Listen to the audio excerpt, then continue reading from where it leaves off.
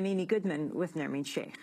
A retired CIA agent who blew the whistle on the agency's Bush-era torture program has been sentenced to 2.5 years in prison. John Kiriakou becomes the first CIA official to be jailed for any reason relating to the torture program. Under a plea deal, Kiriakou admitted to a single count of violating the Intelligence Identities Protection Act by revealing the identity of a covert officer to a freelance reporter who did not publish it.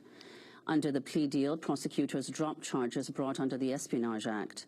In 2007, Kiriakou became the first CIA official to publicly confirm and detail the Bush administration's use of waterboarding when he spoke to ABC's Brian Ross. At the time, I felt that waterboarding was something that we needed to do. And as time has passed, and as September 11th has moved farther and farther back into history, I think I've changed my mind. And I think that waterboarding is probably something that we shouldn't be in the business of doing. Why do you say that now? Because we're Americans and we're better than that. John Kiriakou's supporters say he has been unfairly targeted in the Obama administration's crackdown on government whistleblowers. In a statement urging President Obama to commute Kiriakou's sentence, a group of signatories, including attorneys and former CIA officers, said, quote, Kiriakou is an anti-torture whistleblower who spoke out against torture because he believed it violated his oath to the Constitution. Please, Mr. President, do not allow your legacy to be one where only the whistleblower goes to jail. Prosecutor Neil McBride, the U.S. Attorney for the Eastern District of Virginia, defended the government's handling of the case.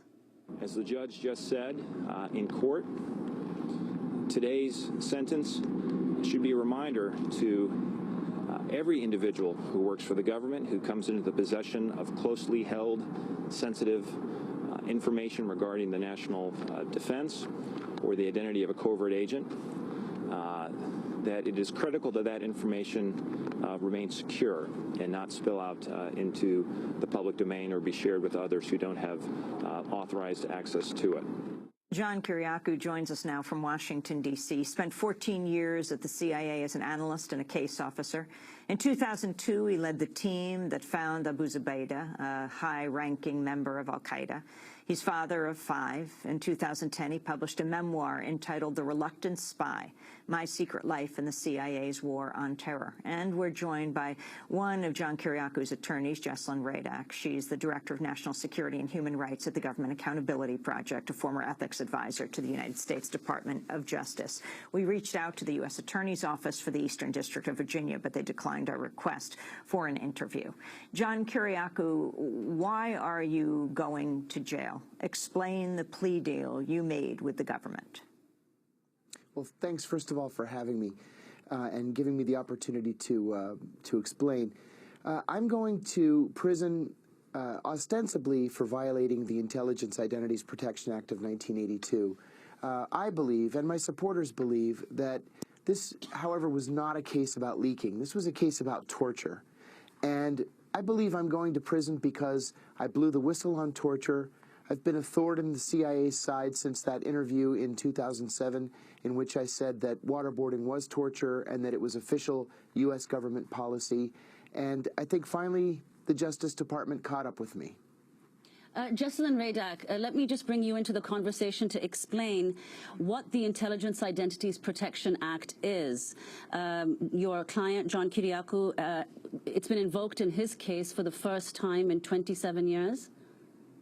That's correct. In fact, there have only been 2 convictions under the Intelligence Identities Protection Act, which was enacted to prevent cases like Philip Agee, not things like John Kiriakou. It was to prevent the revealing of covert identities for profit or to aid the enemy. In this case, John confirmed the name of a torturer to a journalist, which makes Neil McBride's statement all the more hypocritical because the biggest leaker of classified information, including sources and methods and undercover identities, has been the U.S. government. John Kiriakou, explain what it is that you were trying to expose. Explain what you were involved with. Talk about Abu Zubaydah, your involvement in the finding of him, and then the course you took, where your conscience took you. Sure. In 2002, I was the chief of counterterrorism operations for the CIA in Pakistan. And my job was to try to locate al-Qaeda fighters or al-Qaeda leaders and capture them, to turn them over to the Justice Department and have them face trial. That was the original idea, not to have them sit in Cuba for the next decade. But we caught Abu Zubaydah. He was shot 3 times by Pakistani police as he was trying to escape from his safe house, and I was the first person to have custody of him, to sit with him. We spoke to each other extensively. I mean, talked about everything from September 11th to poetry that he had been writing, to his family, and then he was moved on to a secret prison after that. Once I got back to headquarters, I heard that he had been subject to harsh techniques, then euphemistically called enhanced interrogation techniques, and I was asked by one of the leaders in the CIA's counterterrorist center if I wanted to be trained in the use of these techniques. I told him that I had a moral problem with them, and I did not want to be involved. So fast forward to 2007, by then Human Rights Watch and Amnesty International had reported that al-Qaeda prisoners had been tortured, and ABC News called and said that they had information that I had tortured Abu Zubaydah. I said that was absolutely untrue. I was the only person who was kind to Abu Zubaydah, and I had never tortured anybody. So they asked me to go on their show and defend myself. I did that, and in the course of the interview, I said that not only was the CIA torturing prisoners, but that it was official U.S. government policy. This was not the result of some rogue CIA officer just beating up a prisoner every once in a while. This was official policy that went all the way up to the President of the United States. And so what happened after that in 2007, once you gave this interview? Can you explain what happened to you and to your family? Sure. Within 24 hours, the CIA filed what's called a crimes report against me with the Justice Department, saying that I had revealed classified information, which was the torture program, and asking for an investigation with an eye toward prosecuting me. The Justice Department decided at the time that I had not revealed classified information, that the information was already in the public domain, but immediately, within weeks, I was audited by the IRS. I've been audited by the IRS every single year since giving that interview in 2007. But a more important bit of fallout from that interview was that every time I would write an op-ed, every time I would give a television interview or give a speech at a university, the CIA would file a crimes report against me, accusing me of leaking additional classified information. Each time, the Justice Department determined that I did not leak any classified information. In fact, I would get those op-eds and those speeches cleared by the CIA's Publications Review Board in advance. Then the CIA started harassing my wife, who at the time was a senior CIA officer, particularly over an op-ed I had written. They accused her of leaking classified information to me for the purpose of writing the op-ed. Well, I said I had gotten the information in the op-ed from 2 UPI reports and from a South American Ministry of Foreign Affairs website, and they would back off. But this sort of became our life. We would be under FBI surveillance. She would be called into the CIA's Office of Security. I would have trouble getting a security clearance when I went to Capitol Hill. It just became this pattern of harassment. So, John, why didn't you stop? Because I think that torture is something that needs to be discussed. I said this in 2007. This is something that about which we should be having a national debate. And frankly, I have a First Amendment right to free speech. And, you know, writing an op-ed is not against the law. Giving a speech about the Arab Spring or about torture is not against the law. And I felt that I didn't want to be cowed. I didn't want to be frightened into silence by the CIA. And John Kiriakou, you said that in these instances that you've named, you were actually charged with espionage. Is that right? Can you talk about the significance of the Espionage Act? Yes, the government initially charged me with 3 counts of espionage. It sounds silly maybe, but I'm still personally offended by these espionage charges, which were dropped, of course. The espionage charge is used as a hammer by the administration to force people into silence. My espionage charge is related to a conversation that I had with a New York Times reporter. A New York Times reporter approached me and said that he was writing a story about a colleague of mine, and would I grant him an interview. I gave him the interview. I said this colleague was a great guy, the unsung hero of the Abu Zubaydah operation, terrific officer. And the reporter said, "Do you know how I can get in touch with him?" And I said, "No, I've been out of touch with him for a while, but I think I might have his business card." So I gave the reporter the business card. Now, mind you, this is a CIA officer who had never, ever been undercover. His business card showed that he was involved as a CIA contractor, and it had his personal email on it and his cell phone number. I gave the reporter the business card and was charged with 2 counts of espionage. I later gave the same business card to another journalist who was doing an article and was charged with a 3rd count of espionage. What is it that you allege the CIA was doing for all of these years? Explain the torture program that you were trying to expose.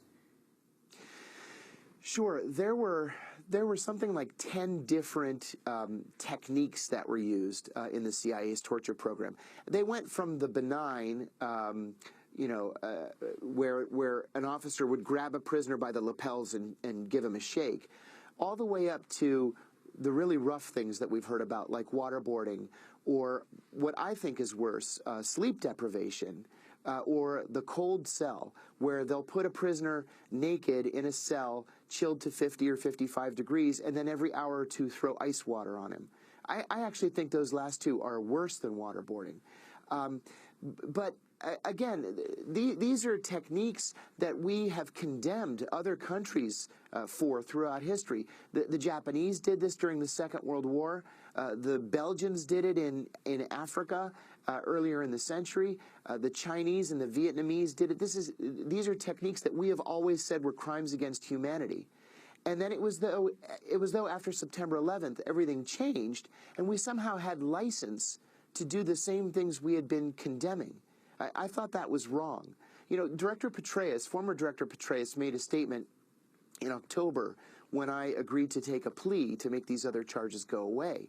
And he said that my conviction shows that we have to take our oaths seriously. Well, I took my oath seriously. My oath was to the Constitution.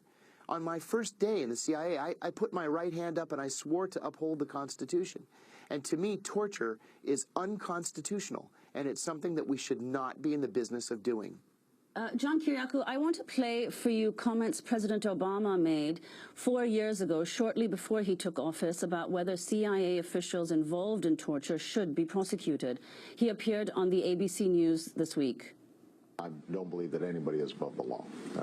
On the other hand, I also have a belief that we need to look forward as opposed to looking backwards. And part of my job is to make sure that, for example, at the CIA, you've got extraordinarily talented people who are working very hard to keep Americans safe. I don't want them to suddenly feel like they've got to spend all their time looking over their shoulders and lawyering. So no 9/11 commission with independent subpoena power? You know, we have not made final decisions, but my instinct is for us to focus on how do we make sure that moving forward, we are doing the right thing. That was President Obama speaking 4 years ago to ABC. John Kiriakou, your response to what the president said. I supported the president's response. I remember that interview, and I thought, okay, he's right. There are wonderful, talented, hardworking men and women at the CIA who need to be protected. But at the same time, it's one thing to look forward. It's another thing to look forward just for the torturers. It's just not fair. It's not fair to the American people. If we're going to make prosecutions or initiate prosecutions, those prosecutions can't just be against the people who blew the whistle on the torture or who opposed the torture.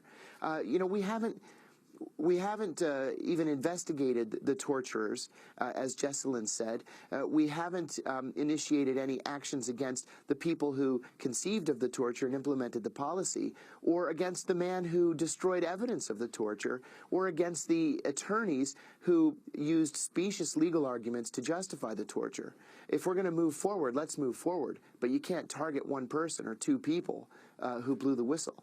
John Kiriakou, you've also spoken about witnessing new Foreign Service officers being confirmed, Foreign Services officers who were previously with the CIA and participated in acts of torture. Could you explain what happened and explain its significance? Yes, when I was a senior investigator on the Senate Foreign Relations Committee, I was approached by a journalist who said that he had evidence that the CIA was misusing its cover agreement with the State Department to place people involved in the torture program under State Department cover so that their names could not be exposed in the press. And if those names were exposed in the press, the people giving the names would be subject to the Intelligence Identities Protection Act.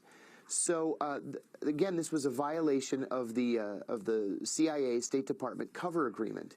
I sent a letter under Senator John Kerry, then Senator John Kerry's signature, asking the CIA for clarification. I got a response about 6 weeks later that was classified top secret, so I was not permitted to see the response. I did not have a top secret clearance at the time. And a colleague of mine told me that the letter essentially said in very strongly worded language to mind my own business. We're going to go to break. When we come back, we want to ask you about President Obama's nominee to become the next head of the CIA, John Brennan, because as you talk about the administration, we're talking actually about administrations from the Bush administration to the Obama administration. Our guest is about to go to jail. His name is John Kiriakou. He's about to serve 2.5 years in jail. This will be one of his last interviews before he goes to prison. We're joined also by Jesselyn, who is one of his attorneys. Stay with us. Thanks so much